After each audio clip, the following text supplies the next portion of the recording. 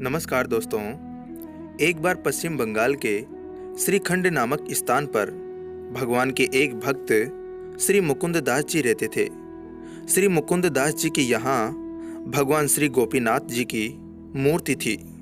वह उनकी बहुत सेवा करते थे।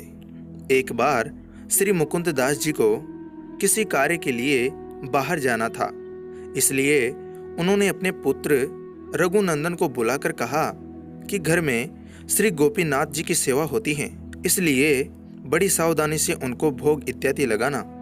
यह सब अपने पुत्र को बताकर श्री मुकुंद दास जी अपने कार्य के लिए चले गए। पिताजी के जाने के बाद रघुनंदन अपने मित्रों के साथ खेलने चले गए। दोपहर के समय माताजी ने आवाज़ देकर कहा, अरे रघुनंदन, भोग तैयार हैं, आकर ठाकुर को लगा दे। रघुनंदन खेल छोड़कर आए और हाथ पैर धोकर भोग की थाली श्री गोपीनाथ जी के आगे सजाई। फिर श्री गोपीनाथ जी से बोले, लो जी, आप ये खाइए, मैं कुछ देर में आकर थाली ले जाऊंगा। रघुनंदन अभी बालक ही थे, इसलिए बड़े ही सरल भाव से रघुनंदन ने श्री गोपीनाथ जी से निवेदन किया। फिर वे खेलने चले गए। कुछ देर बाद उन्हें याद आया कि गोपीनाथ जी उनकी प्रतीक्षा कर रहे होंगे कि कब आप थाली लेने आएंगे। ऐसा सोचकर वह घर के मंदिर में आए। आकर देखा कि भोग तो ऐसा का ऐसा ही रखा हुआ है जैसा वे उसे छोड़ गए थे। बालक रघुनंदन ये देख घबरा गए और कहने लगे, अरे आपने इसे खाया क्यों नहीं? क्या गड़बड़ हो गई? पिताजी को पता लगेगा तो बहुत डांटेंगे। ऐसा कहकर रघुनंदन रोने लगे। फिर भी कुछ नहीं हुआ। गोपीनाथ जी ने खाना शुरू नहीं किया। अब तो रघुनंदन जोर जोर से रोने लगे। वह हाथ जोड़कर कहने लगे, आप खाओ, आप खाओ, और अनोने बिने करने लगे। भक्त प्रेम के पाले पड़कर प्रभु को नियम बदलते देखा और श्री गोपीनाथ जी प्रकट हो गए। रघुनंदन के सामने बैठकर खाने लगे।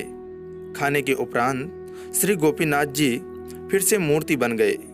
रघुनंदन ने खुशी खुशी थाली उठाई और माँ को दे दी। माता ने खाली थाली देख सोचा कि अबोध बालक हैं, भूख लगी होगी, इसलिए स्वयं प्रसाद पा लिया होगा या मित्रों में बांट दिया होगा। बालक को संकोच ना हो, इसलिए माता ने बालक से कुछ पूछा ही नहीं। शाम को श्री मुकुंद जी घर आए तो बालक रघुनंदन से पूछा, सेवा कैसी हुई? रघुनंदन ने उत्तर दिया, बहुत अच्छी। श्री मुकुंद दास जी ने कहा, जाओ कुछ प्रसाद ले आओ। रघुनंदन ने उत्तर दिया, प्रसाद? वह तो गोपीनाथ जी सारा ही खा गए, कुछ छोड़ा ही नहीं। यह सुनकर श्री मुकुंद दास जी बहुत हैरान हुए। उन्हें पता था कि इतना नन्हा बालक झूठ नहीं बोल सकता। कुछ दिन बाद रघुनंदन को बुलाकर कहा कि मुझे आज भी किसी कार्य से बाहर जाना है, इसीलिए गोपीनाथ जी की ठीक ढंग से सेवा करना। उस दिन की तरह श्री मुकुंद दास जी घर से बाहर चले गए, किंतु कुछ ही समय बाद भोग लगने से पहले वापस आ गए और घर में छिप गए। माता ने उस दिन विशेष लड्डू तैयार किए थे। उन्होंने बालक रघुनंदन को बुलाकर कहा, आज गोपीनाथ जी को यह लड्डू भोग लगाओ और सब ना खा जाना। बालक माँ की बात समझा नहीं, किंतु गोपीनाथ जी के पास भोग लेकर चला गया। मंदिर में जाकर लड्डू से भरा थाल गोपीनाथ जी के आगे सजाया। वह हाथ में लड्डू लेकर गोपीनाथ जी की ओर करते हुए बोले, माँ ने बहुत बढ़िया लड्डू बनाए हैं, मुझे खाने से मना किया है, आप खाओ, लो ये लो खाओ।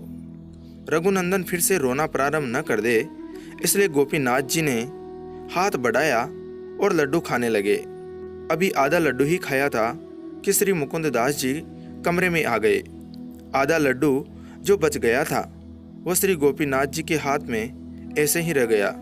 यह देखकर श्री मुकुंद जी प्रेम में विभोर हो गए। उनके नयनों से अश्रुधारा चलने लगी। कंठ गदगद हो गया और अति प्रसन्न होकर अपने रघुनंदन को गोद में उठा लिया। आज भी श्रीखंड में आधा लड्डू लिए श्री गोपीनाथ जी विराजमान हैं।